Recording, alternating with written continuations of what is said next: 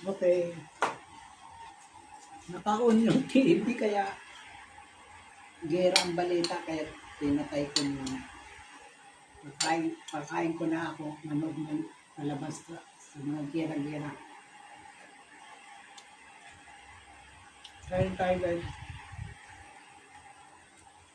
Hindi na kumain, mag-alas 2 na yata. Galing ako sa city.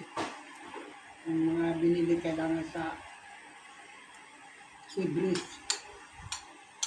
Yung pagdating ko, pagkasain ko muna ng pagkain ng kapatid ko. Pagkatapos nila, pati pagkain ng aking mga anak na aso, baka lang ako pwede kumain. Busy dahil walang bantay si kapatid ko. Iniwan ko nga nung nakasara ang gate eh.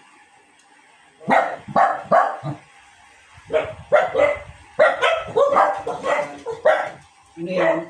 Yes, fine. Ha? Ano? Sponge na? Ah, kala ko sa mukha.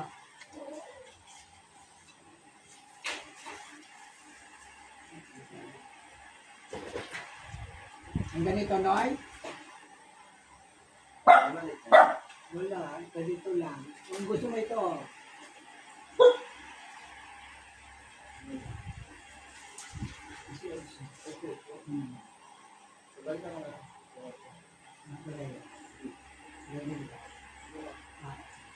ikaw yung nagbabakat sa sigarilyo?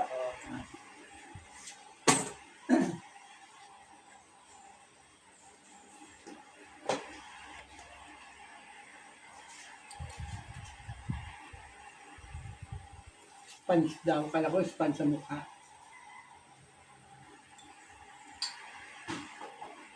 Hindi ako kumakain sa kusina, guys. Pag ganyan may kumakatok sa tindahan, madali ako makatakbo. Kaya dito lang ako sa tabi ng tindahan ko. Kumakain.